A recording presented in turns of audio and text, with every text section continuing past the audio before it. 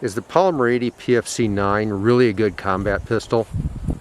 Or is it just a Glock wannabe? Let's find out.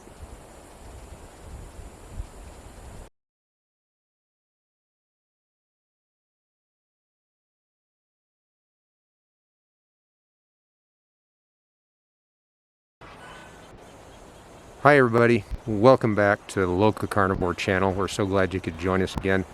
I'm your host, as always, Nigel, the slightly better than average ninja. And today we're going to take a look at, this is our first review of the Polymer 80 PFC9 9mm double stack semi-automatic pistol. Before we get started, yes, the gun's unloaded, don't worry about that, and we're off to the races. So we're going to compare that to and decide if it's as good as the world famous Glock 19, which this is a copy of essentially. The Glock 19, as many of you know, is a world famous pistol. It's used by countless law enforcement agencies, including the FBI, the Secret Service. I believe the British SAS went to it not too long ago.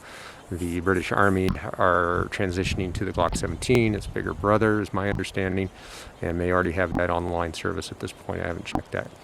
At any rate, we're going to talk about this gun and see if it's a worthy competitor, if it matches the Glock 19, or if it's better, or if it's worse. So a little bit about Polymer 80. They are a small company out of Nevada. And before we get really rolling in this, a quick reminder, we need your support. We don't get any support, any advertising dollars. We have no business relationships with any manufacturers or equipment suppliers, anything of that nature. So the only money we get for this, since YouTube won't monetize it because it's got a gun on it, we need your support on Patreon. The link's down below. If you go down there and support us, there's some really neat stuff you can get in return, and we would appreciate it. That'll allow us to bring you more content like this and get better and better as we go. The other thing, if you wouldn't mind, we'd love you to subscribe to our channel, LocaCarnivore, and that way you can see all the good stuff that we're doing. Hit that like button so that YouTube knows that this is popular, and they'll put us up where we belong, and people can see, more people can see us, and the more people see us, the more people contribute, the more product we can bring you, of course. And hit that bell, notification bell, just so you won't miss out on any of our videos. You'll know exactly when they come out. So back to Polymer 80, as we said, it's a little company in Nevada. They started out making 80% lowers for the Glock. It was a copy of the Glock, and they sold those, and now of course you're aware that there's substantial attention to that being brought at the legislative level, the federal level, and they want to do various things to it. So what that means for Polymer 80 was a lot of hassle, and B, they decided that they needed to branch out and make actual functioning firearms, 100% firearms, sell them as a licensed manufacturer, and that way they would have product in case their 80% product is suddenly legislated out of existence. So that's a good plan on their part. So about the pistol itself, we found it pretty good. It's almost identical in size to the Glock 19. However, there are some differences which seem small but actually are significant in the operational environment. First of all, this trigger guard is of a very different shape and configuration from the Glock trigger guard, and that, along with the Picatinny rail, makes it almost impossible for this gun to fit in most Glock 19 holsters. We tried 5 or 6 and couldn't get a single one that we have in stock in inventory to fit this gun. So you'd have to get your own Poly 80 holster. The other thing about the gun, though, it does have a very nice texture. We really like that. It's very positive. Maybe a little rough for carrying next to the skin, but very positive. It has a straight back strap configuration as opposed to the world famous or infamous Glock curve. It pointed very well for us, even though it was straight, more of a 1911 angle. We don't find most straight back 1911s point very good for us. The Glocks point really well. The trigger on this is really nice. It's got a very crisp trigger with a nice defined wall, and then the reset is short and very crisp.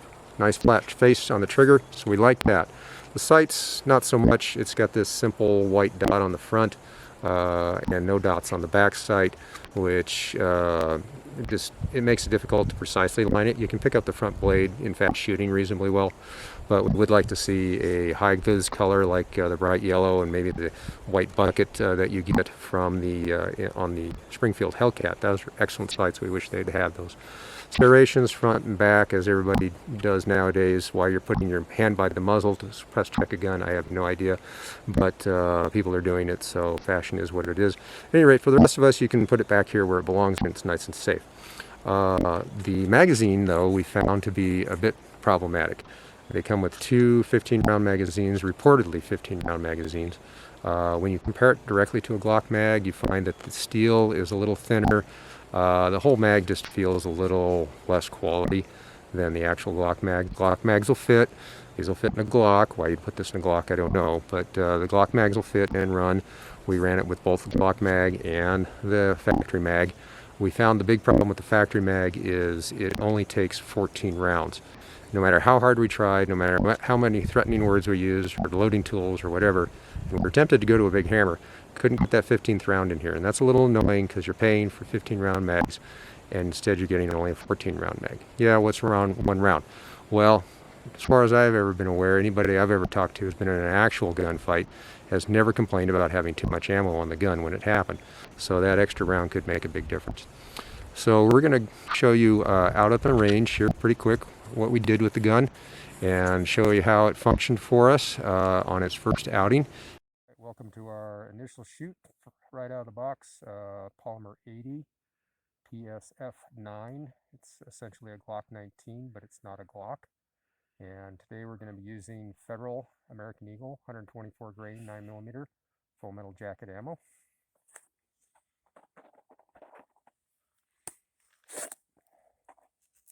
Here's the pistol, Polymer 80. We're going to shoot at about 7 yards, and we have the Polymer 80 supplied magazine. Problem with the magazine, we could not get all 15 rounds into this, no matter how hard we tried, and we almost went to a hammer, so it would not take all 15 rounds. So we're not happy with that. So we're going to have 14 rounds.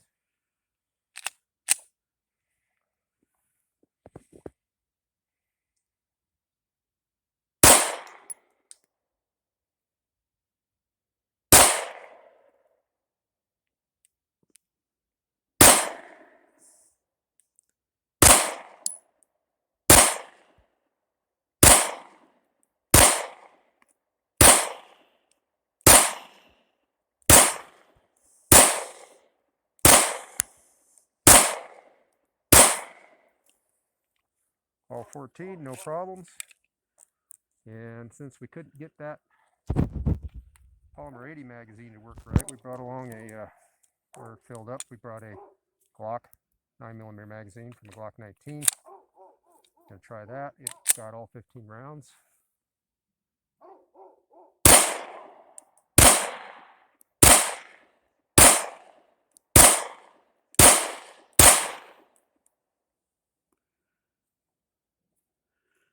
Failure to fire.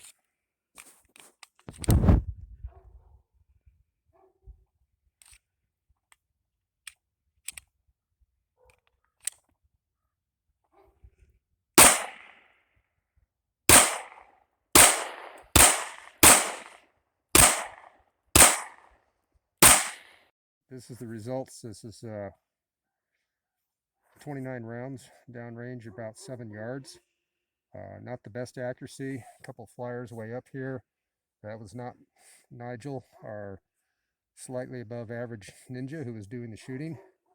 Did not call those flyers, so those are the gun or the ammo. It's adequate for self-defense, but I wouldn't call it spectacular on accuracy. So that's our results there.